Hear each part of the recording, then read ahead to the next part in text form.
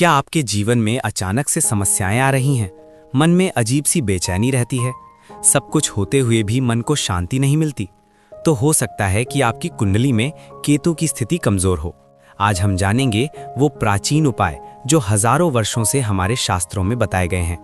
केतु को समझना, छाया ग्रह का रहस्य। प्राचीन ज्योतिष शास्त्र में केतु को एक विशेष स्थान प्राप्त है। वैदिक ग्रंथों के अनुसार केतु राहु का ही एक अंश है, वो अंश जो मोक्ष, वैराग्य और आध्यात्मिकता का प्रतीक है। ब्रह्म वैवर्त पुराण में उल्लेख मिलता है कि जब समुद्र मंथन के दौरान भगवान विष्णु ने राहु का सिर काटा तो उसका धड़ केतु बन गया। आधुनिक खगोल विज्ञान में केतु को चंद्रमा की कक्षा का दक्षिणी बिंदु माना जाता है। ये एक गणितीय बिंदु है, लेकिन इसका प्रभाव अत्यंत शक्तिशाली होता है। जब सूर्य और चंद्रमा इस बिंदु के निकट आते हैं तो ग्रहण होता है। यही कारण है कि केतु को ग्रहण कारक ग्रह भी कहा जाता है। केतु का स्वामी ग्रह मंगल है और ये मीन राशि में उच्च का तथा वृश्चिक में नीच का होता है।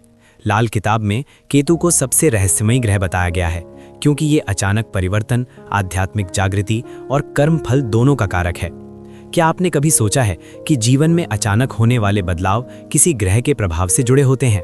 केतु जब अशुभ होता है तो व्यक्ति को मानसिक अशांति, भ्रम की स्थिति, दुर्घटनाएं, पारिवारिक कलह और अप्रत्याशित नुकसान होते हैं। परंतु जब केतु शुभ होता है तो ये व्यक्ति को आध्यात्मिक ऊंचाइयों तक ले जाता है, गहन ज्ञान प्रदान करता है और मोक्ष का मार्ग दिखाता है।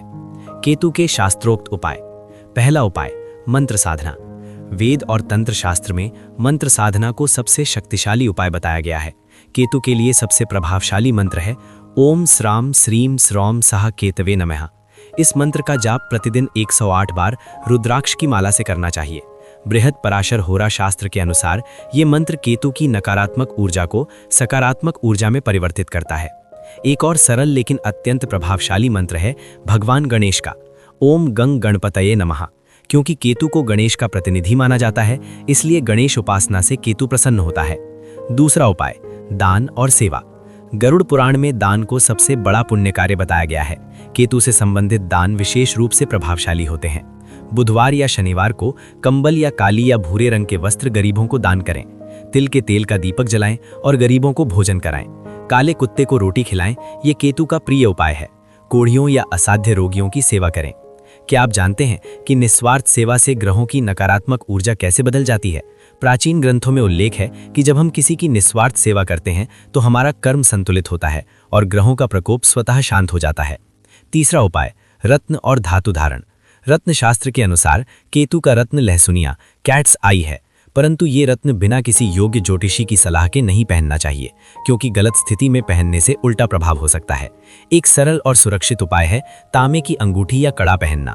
तांबा केतु की धातु है और इसे दाहिने हाथ की अनामिका में पहनना शुभ होता है। जीवन शैली में बदलाव। व्यावहारिक उपाय, ध्यान और योग। पतंजलि योग सूत्र में ध्यान को मन की शांति का सर्वोत्तम साधन बताया गया है।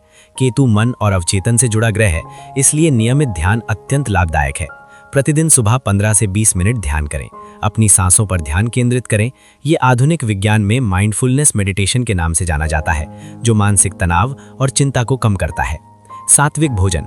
आयुर्वेद में भोजन को औषधि माना गया है। केतु के उपाय के लिए तामसिक भोजन जैसे मांस, शराब, बासी भोजन से बचें। तुलसी, अदरक और काली मिर्च का सेवन बढ़ाएं। गुड़ और तिल का नियमित सेवन करें। भोजन करते समय मौन रखें और भगवान को याद करें। क्या आपने कभी गौर किया है कि आपका भोजन आपकी मानसिक स्थिति को कैसे प्रभावित करता है?